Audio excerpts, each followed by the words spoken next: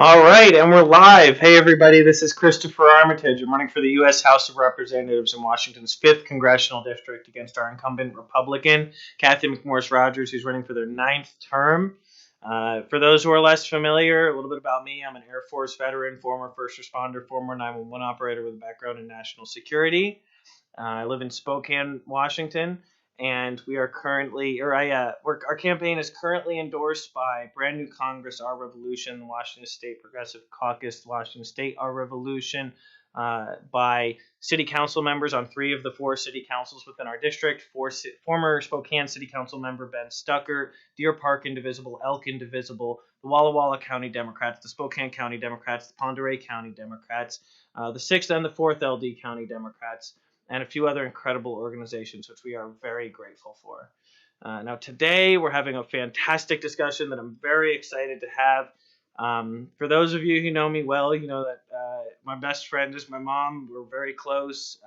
She always said she wanted to raise 3 feminists. I'm one of 3 boys, the middle son, and I think she did a good job of inspiring us to be humanists and to care about all of humanity's challenges and to want equity and equality in every way possible. And so with that, we have some incredible leaders today who I'm really happy to have here. And so we'll start with Erin. Erin, you want to introduce yourself to everybody? My name's Erin Georgen. I am a longtime Spokane resident. I've been involved in politics for about 6 years, and I've had the pleasure of working on some policy, running for school board, helping with a lot of different local campaigns, including this one, and helping to get some local representatives elected that I'm really proud of. So we're lucky to have you. We're really lucky to have you. I appreciate you, Erin. This camp, a lot of people don't realize, you go to groups around the area, from the Sunrise Movement to different indivisible groups. Almost all of them are led by women. Almost every single activist and volunteer organization in the area. And I think that says a lot, and I'm really proud of the community that we live in, and I'm really grateful that the amazing caliber of people who decide to step up on this campaign. Another thing people don't know about the Armitage for Congress campaign, out of our 8 key staff members, 6 of them are not men. And it just happened because, who showed up and put in the work. That's how it worked out. So next, I'm going to have our incredible campaign manager, Andrea, introduce herself. Hi, I'm Andrea Griffin. I am Chris's campaign manager, and been on the campaign over 6 months, since mid-August, been managing Chris's campaign, and we have traveled to and fro across this district several times. Wanted to also add to the list of awesome endorsements that we have. We've also been endorsed by AFSCME, WFSE, Washington Federation of State Employees, the largest union in the state. So we're super proud of that. We've been endorsed by IBEW, International Brotherhood of Electrical Workers, Electrical Workers, Local 73, Teamsters Council, 70. Oh gosh, Teamsters Local Council. Okay, I apologize for forgetting it right now. There's a lot of acronyms, even for a military person. But thank you for bringing that up, Andrea. And U.S. Congressman Ted Lieu decided from 3,000 miles away, he said, you know what? I'm going to say that we should back this gentleman in Eastern Washington. And so thank you, Andrea. I appreciate you mentioning that. There's a lot there's a lot of support from different places. And I think the message that it's just so funny to think back to many, many months ago when I had a broken window on my car with a Nagmana Shirazi sign for city council sign taped over it that became viral in Spokane. I couldn't afford to get the window on my car fixed. That's why I taped that sign there, and our campaign didn't have signs yet. And so Andrea and I both had full-time jobs, and we drove down to Walla Walla, 3 hours, did a 2-hour Q&A for a few people, And then, because when I do a Q&A, I stick around until the questions are done, not until the deadline's over. And then we drove to Seattle because there was an event over there the next day. And Andrea is just one tough, selfless, compassionate leader. And I'm very grateful for her presence. Now for Nikki, if you would please introduce yourself. Sure. Thank you for inviting me and being with all these awesome people. My name is Nikki Lockwood. I've lived in Spokane since 1970 when my parents moved here. So I went to school here, worked as a registered dietitian at one of the local hospitals for about 10 years before I raised kids. And then when my kids were a little bit older, I got a little more involved with some just civic issues, we'll say. And currently, I just won campaign to run for school board. So I've been serving for about, I guess it's been 5 months since December 11th. That's when I was sworn in. So I just ran a campaign. And so I feel you in terms of the energy that's needed and how much work it takes. And I'm really glad to be on the school board representing I think a different perspective that has been missing from the school board. Our family lives with autism, and also being from a Mexican American family, that's another aspect of diversity that wasn't represented on our school board. So I'm really happy to be serving on the school board and happy to be talking to all of you today. I appreciate that you're on the school board. One of the great things about this campaign is there's all these people I admired from afar for a really long time, like you and Ben Stucker and Kate Burke, and now I get to talk to you a little bit more and get to learn from you more, and so that's a great feeling. I'll also say I believe you're on the school board with a former coworker of mine, Jarrell Haynes. Did you guys work together? Yeah, he was working on the flight line, and I was doing security. And there was only one place to go to the bathroom, so that's the place where all the security forces would go. And so we've been seeing each other. We saw each other regularly for years, and would have occasional conversations in the same areas. We weren't doing the same job, but we were working in the same area. And I read an article with an interview he did a bit ago, and he was talking about leadership. And I was like, you learned that in Airman Leadership School just like me. That's great. It's really great to see, how Fairchild Air Force Base's presence actually increases the civic engagement and quality leadership I think that we have out here. He's the youngest school board member, but he's also the president because he's the longest serving school board member currently. And I think he's doing a great job. And I feel like he's mentoring me and really helping me learn a lot about being there. I will say too that Erin, Georgen, and I both ran at the same time and supported each other. And I just feel like that just really made the whole experience really good to be running along other amazing, and Jenny Slagle, and we all ran at the same time and supported each other. And it just made it really good. I really appreciated that. Yeah, it was really a great lineup, and everybody was part of that process. And I mean, I'm a learner here. People have met me and said you're newer to the political process and those kind of things. We haven't paid your dues, but I'm here to be a listener. I'm here to be humble, and I appreciate that I got to watch all that. And Erin, being on the campaign, has shared so much just experience and institutional knowledge. So I'll start the roundtable though, because I do enough of that and I need to do more of that. Erin, I'd love to know what are some things that you think are particular barriers for non-men in politics who are just trying to get involved and support their communities? Well, I mean, I know for me, I think my perspective is largely shaped by being a single parent on a single income. And I think that comes with particularly huge challenges that a lot of folks just don't quite get. Just taking care of a house, often takes two people. And so when you're the person who's fixing all the things that go wrong, paying all the bills, picking up your child each day. Like it feels like you're spinning plates all the time, and way too many, and just kind of hoping that none of the really precious ones fall at any moment. You let the ones that aren't a big deal fall.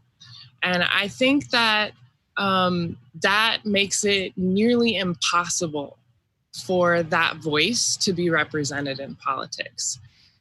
Campaigning and political engagement isn't very welcoming or friendly to single parents in general. And I know that's not exclusively women, but it is a big chunk of the single parents out there are women. And I think that our voices are regularly not the challenges that a person who's raising children on their own as an individual. And I have a huge safety net, and I think about the people who don't, and I wonder, how do they make it each day without a big extended family to help take up those things? How do they work 1 or 2 full-time jobs and still have quality time with their child?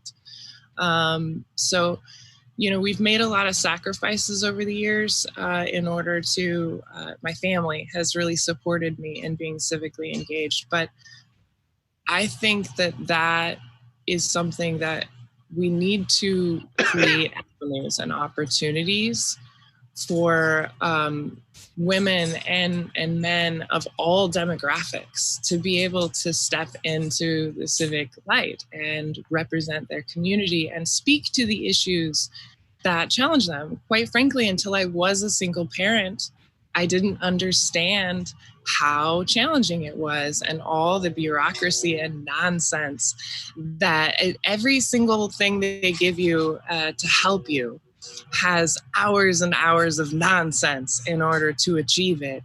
And it's like, I could earn more at a job if I worked twice as much. It's just a weird balance. And I don't understand who thought of this math, who sat down and thought about how this math was going to work out for families. Yeah, I agree. I think that a lot of the bureaucratic red tape is put there to make you mad at the government. But really, it's like, where are you going to get more transparency? It's not going to happen in the private sector. Where are you going to? Can I fire the CEO of Amazon if their service sucks? No, but I can with public and elected officials. That's the idea when we demand transparency and we demand a voice. Now, Andrea, I'd love for you to share your thoughts as well for the challenges and experiences you've had, especially as a mother as well. Yeah, thank you. And I really resonate with what Erin was saying, and Erin and I are the only moms on the campaign. So at this point, so yeah, it is really a unique challenge, and time management is obviously a huge thing with any campaign. But when you have, for me, I have young kids, I have twins, and I think that a safety net is super important. And I'm incredibly privileged and incredibly lucky to have the support system and the safety net that I do have. If it wasn't for my family helping me and supporting me, I would not be able to have the role on the campaign that I do. And I am very, very grateful for that every day, that I am supported in that way, and that I have a village helping me raise my kids. And I think that that's so important. And really too, right now, I think that it's a very unique opportunity with the situation that we have with coronavirus and COVID-19 to develop and strengthen our support networks and really start to appreciate them, and realizing that some of the connections that we may have taken for granted, that we have an opportunity to view those in a different light, and start to really value our communities and our support systems and our villages, even if those villages happen to be mostly virtual at this point. I think it's a very unique point in history that we're at, and I'm really thankful for that. Like, in an odd way, I think that this whole situation has really illuminated a lot of things that we typically don't have to have top of mind. So thank you. I'm right there with you. Yeah, it's a good point, and I appreciate it. And again, incredibly grateful for both of you. You've lent a lot to this. Because without a team, I'm just a guy running around saying, "Hi, I'm Chris. I'm running for Congress." But with a team, we have everything else going on. And so, Nikki, I'd love if you, talked a little bit about yourself and a little bit of your perspective and experience as a woman and as a member of the school board. Sure. Yeah. It's along the same lines as women in politics. Yes, it's the same. Yeah. And they brought up excellent points, so I don't need to belabor those, but I agree with those. Definitely. I think one of the issues that's not as relevant to the school board actually is the one elected governmental body that does have good representation of women. Almost half of, I think, school boards across the country have women. And that's amazing. And it is the only governmental body that's like that. And so definitely, I think one of the barriers is that we don't see leaders that are women as often. I believe there's only 11 or 12 heads of state that are women. Yeah, so I think that's part of it, And so if you think about kids early on, who they see as leaders, they internalize. So maybe the girls might not see themselves, in those leadership positions, so they don't imagine it for themselves.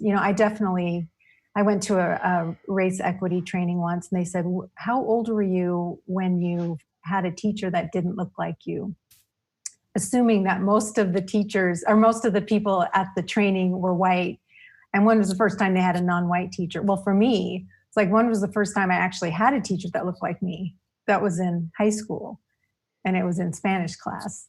So, and I didn't want to be a teacher, so it wasn't a lot for me there. But and in terms of, a role model, but I think just seeing women as leaders is something that it's a barrier, and that's why it's important for women to run.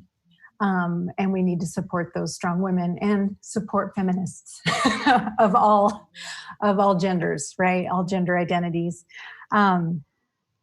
Another thing that I thought of, a really great example, is right now we are looking at renaming one school and naming 3 new schools. So we're looking at submissions for names. And so I did some research. There was a book written about the names of all of our schools, and we have about 50 some schools. How many schools, I'll let you each get, how many schools do you think are named after women of our 50 some schools? Okay, 5, 1, 2. Andrea got it. There are two schools. Now, there are a lot of leaders in our country, and a lot of the schools are actually named after educators as well. And if you think about it, teaching is a very female-dominated profession, and yet we only have 2 schools named after women. Sacagawea, which is, I think that's a great name. And then also, I'm glad that there's a school named after her. And then also Willard, and she was an early suffragette and is it prohibitionist? Anyway, she helped influence a couple of amendments to the Constitution. I think it was the 18th and the 19th. I read about her because I'd never even heard of her. So anyway, so it's just that kind of points out that we need to see more female leaders. I think that's a really good point, Nikki. Could I ask about female leaders maybe that you've looked to in your experience or in your upbringing or anyone like that? And it doesn't have to be someone you've met or anyone else. Yeah, female leaders. Doesn't have to be someone you've met. It could even be fictional characters, just in a book you read at some point. What are some female influences? And not everybody has to answer, but if you think you have one you feel strongly about, just raise your hand. I'll keep rambling while we all think about it. I'll say something. I'll just get through this point real quick. I was writing something for an endorsement recently, and I said that while I may have learned the phrase service before self while I was in the Air Force, I saw it from my mom my entire childhood. She was a single mother before she met my father, and I've just seen her in the face of challenges with her health and financial challenges and just the challenges the world throws at you. at a working class family with 3 sons who are close in age. She always put everybody else's needs before her own, and I remember that, and I use that as an example today. So, Andrea, you had someone? Well, I just wanted to say I think that Lockwood sounds like a really great name for a school. Yeah, I approve. Well, that's very nice of you to say, but Go ahead, Erin. Well, I had trouble at first, but actually, when you started mentioning your mom, like my grandmother was actually one of my first. I just really looked up to her, and it was when I found out she worked at Boeing and she helped put together the manual for one of the rocket ships, like the manual that goes on the rocket and that they use if they have problems. And I remember just thinking that that was one of the coolest things. She was also an artist. She made quilts and called them pieces and would hang them on the wall. And I mean, I just remember always wanting to she was the first person who made me realize that I really could do anything. Like I looked up to her and it was like, wow, you worked at Boeing, you worked in engineering type stuff. And it's like she wasn't an engineer, but she had to understand a lot of it in order to write the manuals. So it's just, yeah, definitely my grandma was my first female hero that I really looked up to and felt like, wow, I want to do something like that someday.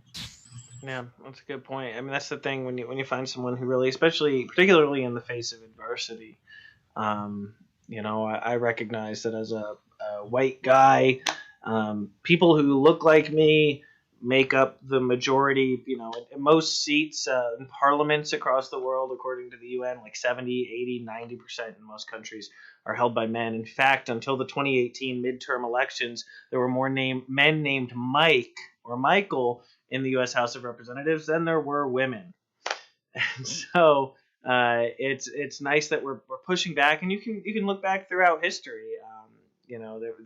When women have stepped up and powered through in the face of so much adversity, in the face of all of society telling them what they should or shouldn't be. And so I really appreciate both of you sharing that. Nikki, do you have anything anyone you want to mention?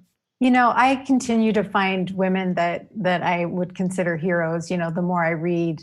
And I feel like growing up, I didn't get exposed to them. Like I know now about Dolores Huerta. And if you don't know, she wasn't married to Cesar Chavez. She worked with him. They were organizers and they got a lot of stuff done in California, part of the farm workers union. And she's amazing. And she's still out there organizing, and she's like 87 or something. And so, when I learned about her, it's like, why didn't I know about her when I was younger? That it just I think it would have been impactful. Frida Kahlo is like, her art is a little different, and it took me a long time to accept that part of her, but her experiences and, just the things that she overcame as a human being and then as an artist and reinventing herself. And I think that that's something that everybody does, and maybe women do it more. I don't know, but we, reinvent ourselves as time goes on. And I've learned a lot from learning about her lives. I had a mom, a stepmom, and an aunt that were they were all very important in raising me. And so I could talk for an hour about them. So there's a lot. I'm very grateful for a lot of the women that I've looked up to. I definitely got to second that like in my adult life, there's lots of women that I learned about. Ada Lovelace, some women in physics and science that just go unmentioned throughout it. So like I second that like a lot of my heroes I discovered later in life on my own with intention of finding them. That wasn't something that was given to me through education or college. Yeah. Exactly. That's a very good point. I'll also mention one of the subtle things I've mentioned even as a man is and I've heard this from other people involved in campaigns. When I go to campaign events and I have a female member of the staff with me, they always end up getting asked if they're my partner. And I've heard that from female candidates and from female campaign staff, just as a consistent annoying thing that happens. I remember I had one person talking to me, and he said, before you make this decision, make sure you talk to your wife. And I was like, who the heck are you to assume I'm married and married to a woman? All right. But so I ended up making fun of that person later in a speech. So I'd love to ask each of you a little bit of, let's talk about the very likely scenario that I win this race, that we win this race. And that I'm a member of the U.S. House of Representatives, representing Washington's 5th Congressional District in 2021. You're still going to be able to get a hold of me. I hope I'm still going to be your friends. I mean, I hope you don't have any reasons to be mad at me when that time comes, but I'm going to do my darndest to just be a stand-up guy and represent the heck out of this district. What are you going to call me? Day one, what are you going to say you need me to get done? It can be anything. It doesn't have to be related to gender or race, but if you wanted to, just tell me what the heck you want me fighting for. Let's start with Erin. Well, universal health care is definitely number one for me. And that is what started my civic journey in the first place and really still pushes me forward in the process, even when I hate it sometimes. I have to keep moving forward because that issue is really important to me. But to add one that isn't brought up enough, I cannot stress enough that universal childcare. We absolutely, that has been the biggest hurdle and challenge that I have faced. And not just childcare, but like childcare that also, if you have a child that has additional needs, that it will cover those types of costs too. It is the biggest hurdle to being able to be a productive working professional and a parent. Trying to navigate that. And when you do get employment, it's the biggest, it was bigger than my mortgage each month to pay for it. So it was like a huge amount of my income every month went to that. So like I cannot stress enough that is a really, really vital thing that we have to move forward on. Yeah, and universal child care in particular, because I'm a supporter of universal health care. But universal child care is something that, let's talk pragmatically, because so many people are terrified of someone getting something for free. Oh no! No, it's not free. You pay for it with your taxes, and you get what you pay for, and you get what you vote for. And you know what? I want money moving in our economy. I want you to be able to get a job if you want to get a job, and for being a parent not to be the barrier to you doing that, because I want you to be able to have more money to spend in our economy, so it's easier for more people to start businesses, so it's easier for more people to be able to be a part of our economic system. Do we want to have a great economy? We do it by keeping that money moving, keeping people engaged with the economy, not keeping them economically trapped. You shouldn't feel punished for having children. You should feel like society is grateful to you. Thank you for having children. We're going to help make sure that you just have the red carpet rolled out for you. In Kuwait, every child they have, the government gives them $3,000 or $5,000 right off the bat. Just thanks for having more children and helping our country grow and helping to raise them. Yep. And that's what I want you to start being thanked for being an American by the government in ways that are substantive. Sorry, rant over. I'll get off my soapbox. Andrea, what do you want me to know day one? So, first I was thinking universal childcare. That's a huge one for sure. But I was also thinking that throughout my journey as developing my position in leadership and especially relating now with our team and the non-men on our team specifically, there have been so many people, so many women throughout my life who've helped me and helped me grow and helped me develop and help me realize strengths in myself and abilities in myself.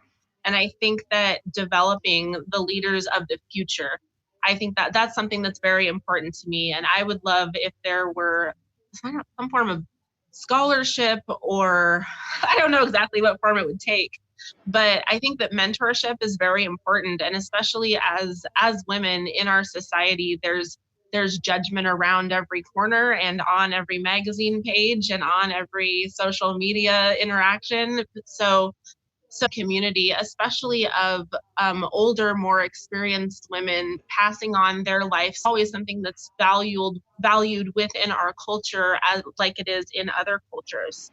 And so that's something that I think that that's something that is worth lobbying you for. Yeah, absolutely. Mentorship plays such a major role. And I've heard people talk about boys clubs in different organizations. I'll get right back to you in just yeah, boys clubs form, and I don't think they're always consciously formed groups to cut subsects of the society out. Most people are, a lot of times they're likely to gravitate to people who remind them of themselves. And a lot of times that might be more on the surface or more because they've had similar experiences because of what's on the surface. And so it creates these in-group, out-group dynamics that make it more difficult to find and give you less of a pool of people to be mentored by. And so I think that's a really good point. But you were going to add, Andrea? I was going to say womentorship, but then I realized that I also don't want to make it gender exclusive either. But I do think that there is a value in, in that generational knowledge being passed down, but it doesn't necessarily always have to be woman to woman. But there is definitely a value in that within, non-binary people and LGBTQ, of course. Absolutely. Yeah. Great point. I completely agree. So Nikki, you just look, I know you're the one here in elected office. What do you got? Swing for the fences. Well, there's two things that come to mind. Universal childcare is definitely needed. I think this pandemic is, just highlighting and sharpening the inequities, right? So the universal health care and childcare are both big issues that are really just showing their faces now. But in terms of my school board hat, I'm going to say that the Individuals with Disabilities Education Act that happened, we've had that for a long time. Part of that was to say that the federal government would fund special education in schools up to 40% of the cost. And it has never gone above 15% or maybe 16, but something like that. And so our current representative has a student with a disability and has not been an advocate in this area that I just could, she could speak to so personally. And so I just really have been frustrated with the lack of any increase in that funding coming from our own district. This pandemic has our students at home. It is especially hard for students with special needs. And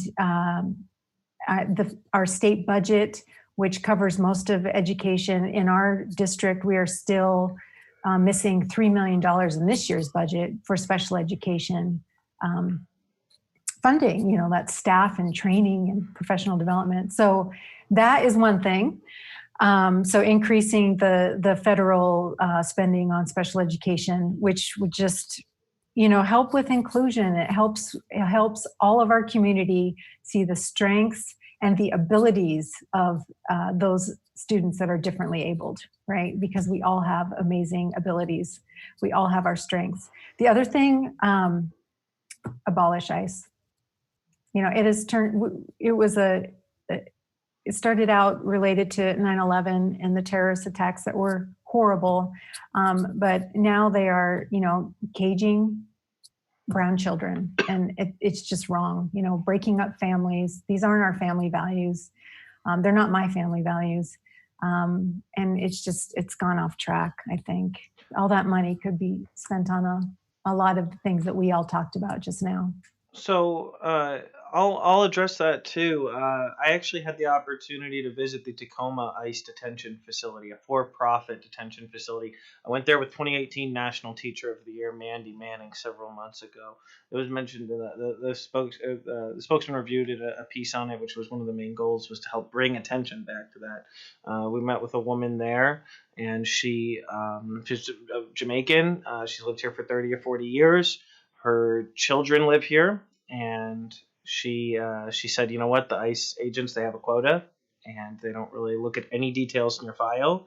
They just know, hey, your paperwork lapsed, so rough stuff. And I asked her, with everything they're putting you through, wouldn't being in Jamaica be better than being in this facility? And she said, no, because I'm not going to raise my kids in Jamaica. I want to raise my kids in America where they actually have opportunity. And what parent wouldn't make that decision for their children? The selflessness and the fierceness. She leads hunger strikes there. And of course, the spokesman review reached out to ICE for comment because she mentioned some things like mold in the food and rocks in the food and them only getting clean clothes once a month.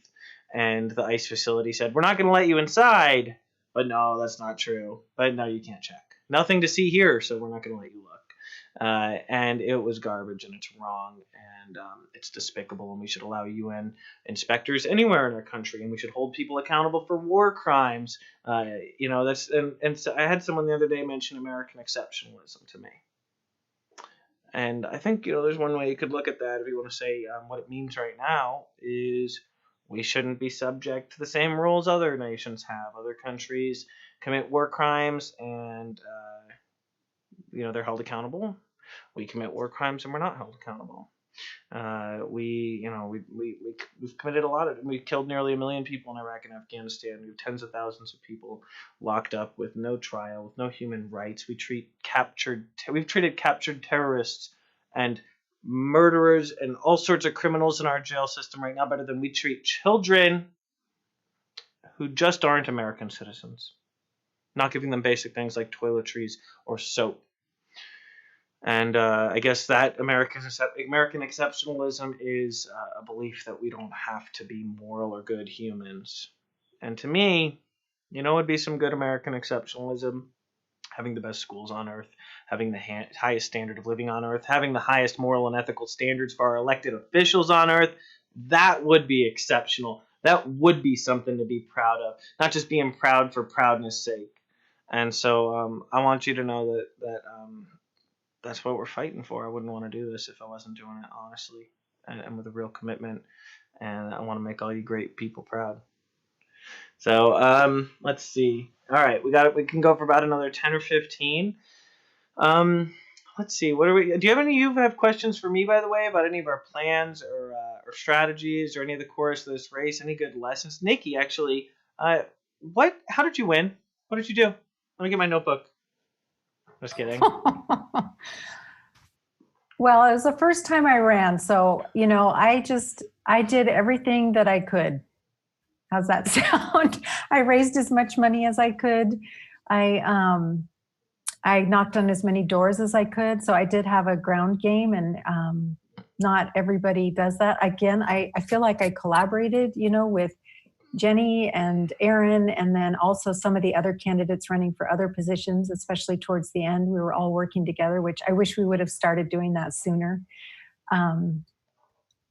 I feel like the years that I spent, volunteering with Fuse, volunteering with my different schools that my kids were in leadership positions, just listening to people and collaborating. I feel like all that really helped me make the connections that I was able to really activate during the campaign. And also, I would say things like, or groups like Spokane Community Against Racism, Spokane Immigrants' Rights Coalition. So I had a lot of, and then the disability advocacy that I did. So I had a lot of different groups that knew what I was, knew what I was interested in doing, knew who I was as a person. And I think that really helped.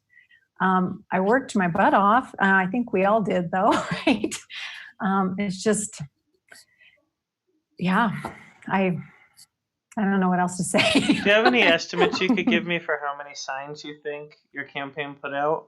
Just yeah, I mean, I do, except that it's different for me, right? Because it's just Spokane city limits.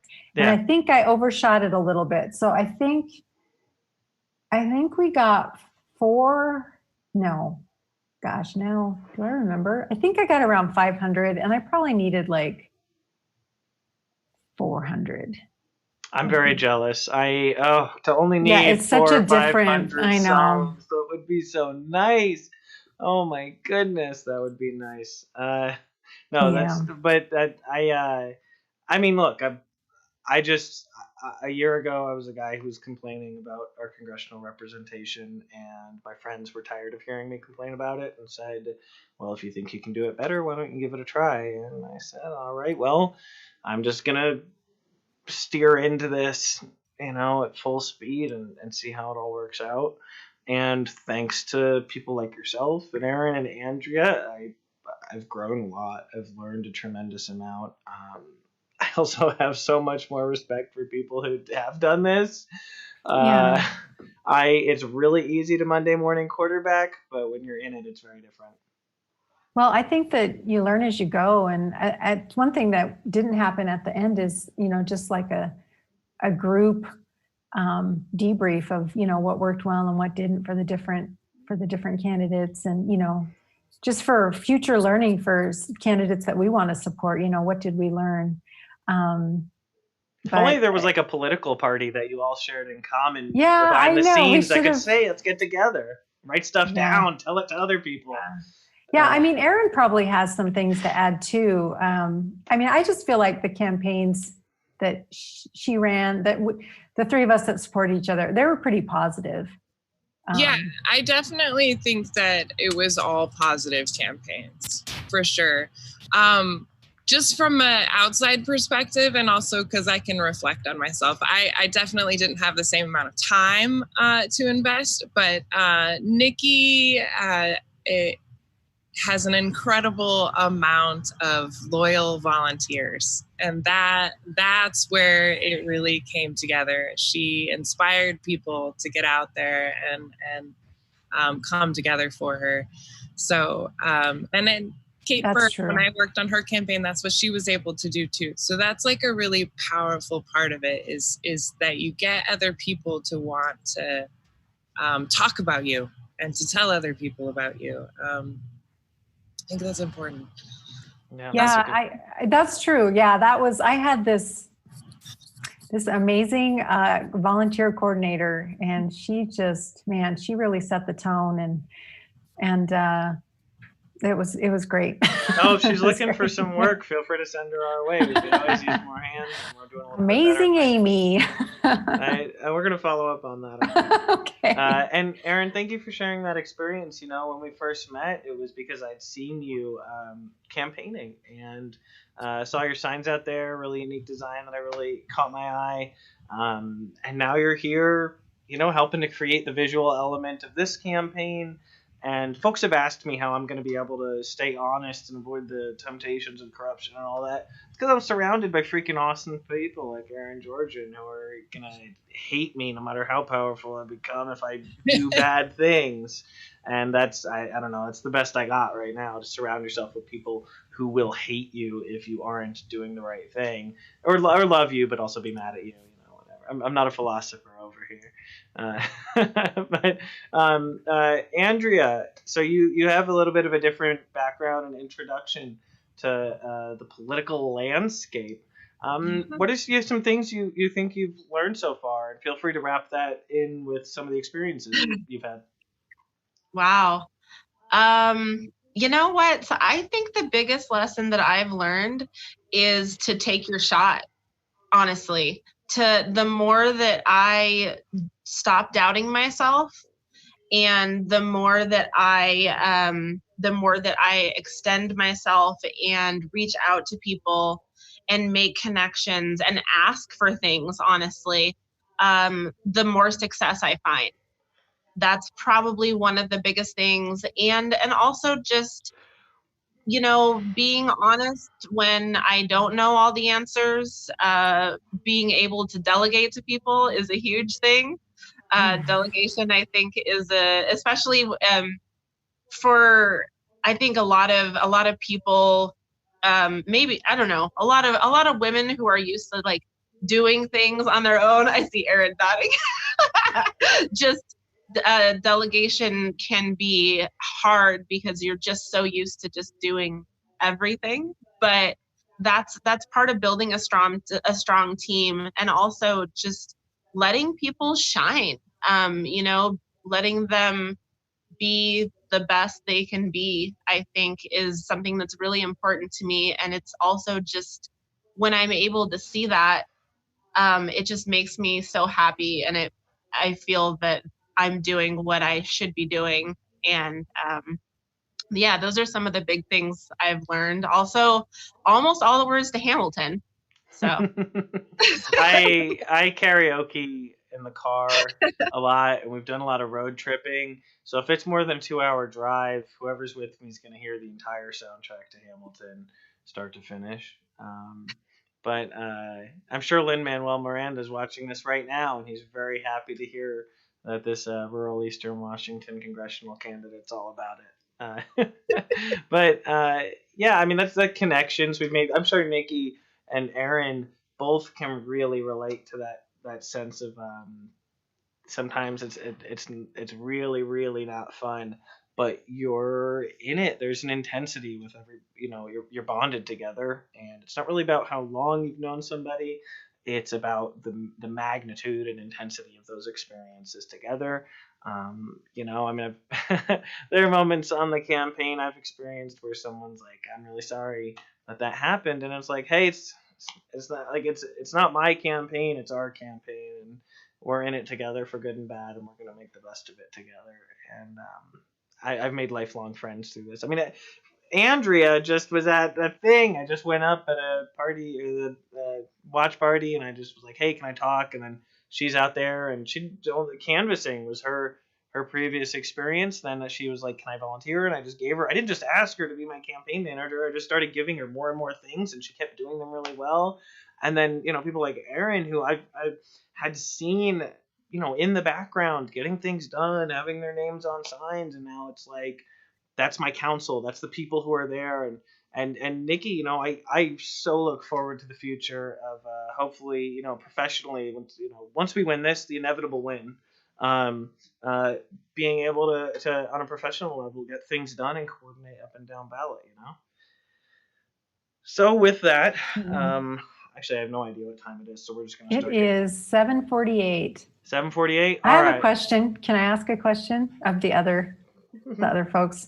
Okay, so growing up, so I was thinking too, another group of heroes are the female musicians that now hearing about their stories, I hear interviews with them later in life, like how hard it was to be taken as a legitimate artist, musician, and not just a sex symbol. Yeah, who were some of your influences or sheroes in terms of that? And it could be actually non-binary. I think of Prince as like this amazing artist that kind of was, might have been Melissa Etheridge was one of my early ones. There's more.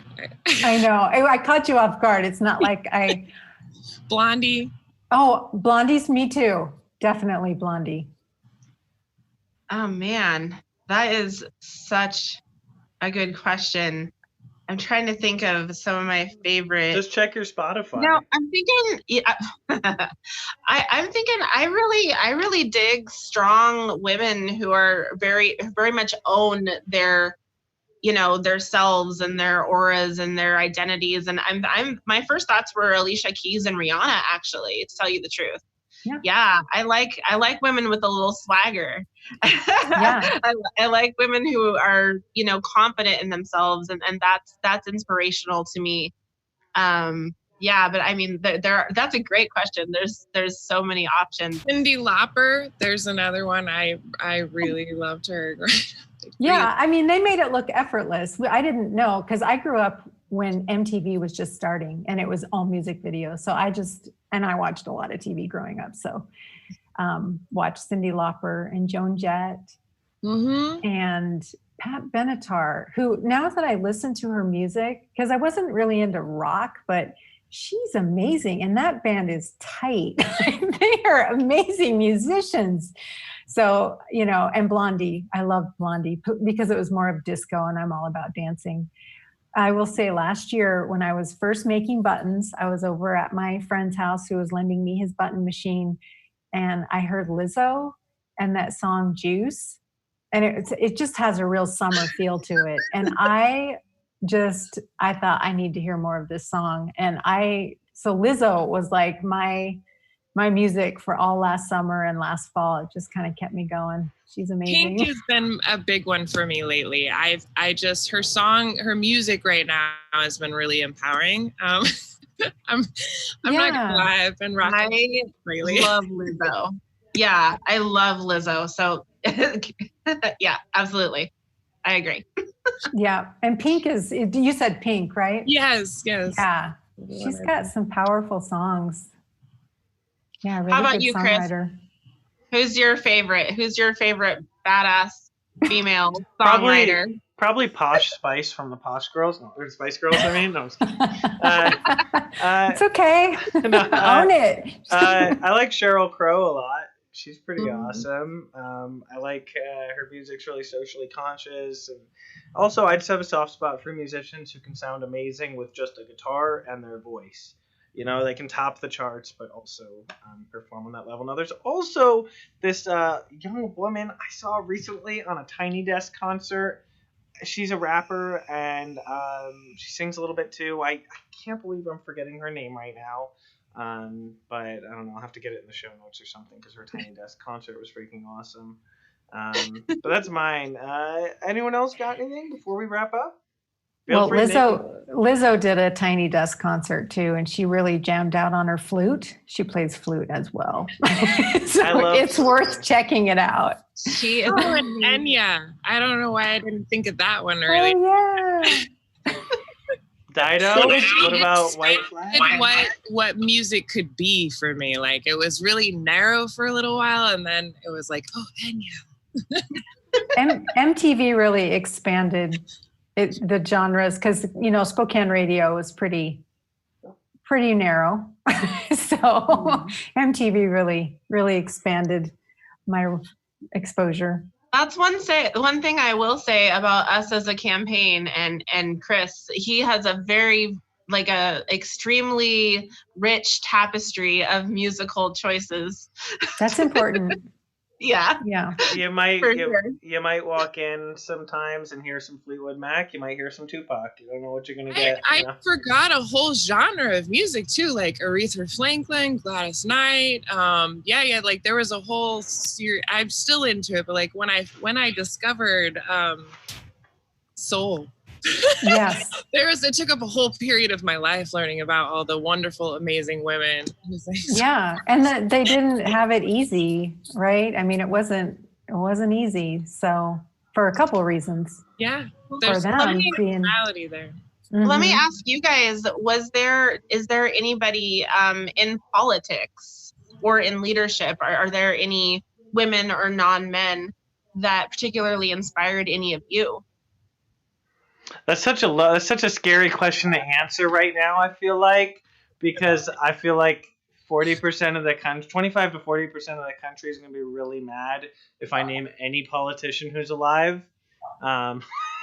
It's tough. So we should name dead ones. I guess. I didn't say they had to be alive. No, I'm going to say Representative. I'll tell you my answer. Go ahead. AOC for sure. You stole it. I was going to say that. I should have gone first. Yes, Representative. What's that? The four of them too. The squad, yeah. Representative Ocasio-Cortez. She well, anyway, I'm doing plenty of talking. What about you, Nikki? You didn't name someone. There's so many. I would say in terms of fashion sense, AOC. Like I'm like, oh, I'm wearing the hoops. Like I'm wearing the hoops and my bright red lipstick because that is me. It's been me since high school. So it's like, yes. That's a good look. Yeah. Well, I mean, and you know what? I feel like I'm a guy, and I looked at her race, and I said I don't believe I would be running if Representative Ocasio-Cortez hadn't ran in one, because I saw that I was impressed with her communication skills and her ability to assemble a campaign, and not to be told you're 28 years old and haven't run for office before. What do you think you're doing? that inspired me to say, well, I'm young and I don't come from money or power and I haven't run before, but I do think I could represent our community well, and I'm gonna step up, and so that meant a lot to me. I think it's Well, let me important to just have. say, since we're sharing AOC, I'm sure she was told that, but she just decided not to listen. Well, no, yeah, that's what I mean, we know she was told that. I'm saying she chose not to. Yeah. But Exactly. Nikki, you were about to say?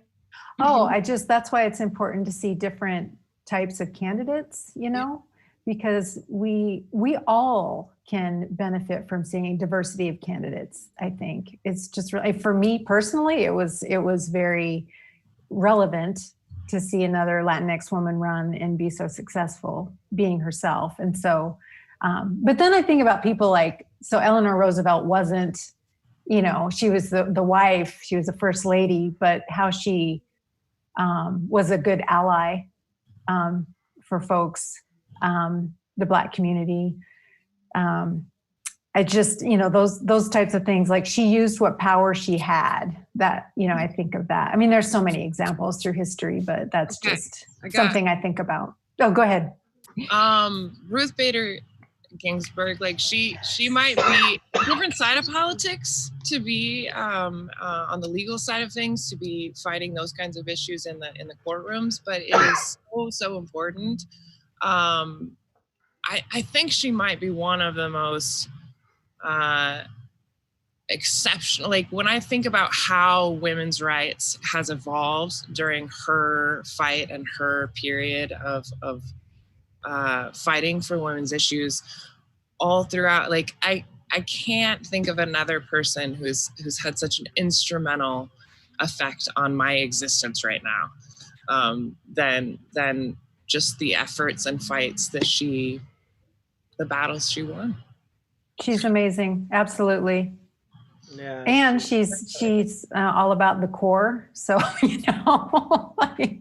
she's a good inspiration that way. Okay, what's my excuse? I'm only in my 50s and she's in her 80s still doing the planks and doing push-ups. Well, I think that we're in a good spot unless we're about to get in a plank or push-up contest. It's time to wrap it up. You can take that one.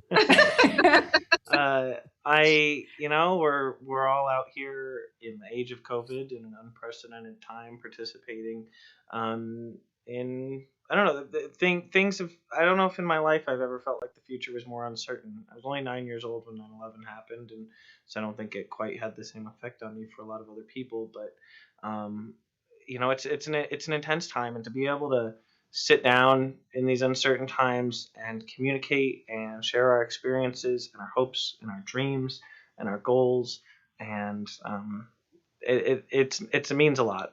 And even for me, and I'm sure for a lot of other people even who are watching. So if y'all just want to, if we could all say goodbye, we could do the what's it called, family? Not the Addams family. What was the family? The two families? The Brady Bunch. Brady Bunch. Yeah. We do a Brady Bunch and we all wave goodbye. Y'all come back now, you hear. Oh, Andrea, can I give one parting message? Go ahead. Anyone can do a parting message. Yeah, I just wanted to say, just since we're talking about women in politics, that Chris, it means so much to me that the space that you have given me personally and all of the non-men and really all of the people involved in the campaign. But it's meant so much to me, and I'm going to take that with me for the rest of my life, and I'm going to pass that on. And it's something that I'm always going to treasure, is your ability to give people their space to shine. And I just wanted to say that. Thanks, Andrea. I appreciate it. Erin or Nikki, do either of you want to share any parting compliments or a nice word? You have anything you want to say before we go? Just thank you for having us. Yes, thank you for inviting us. It was fun. Appreciate it. Thank you so much, guys. We'll have to dance to Lizzo sometime soon. Yeah. Date. Okay. All right. Bye, everybody. Bye.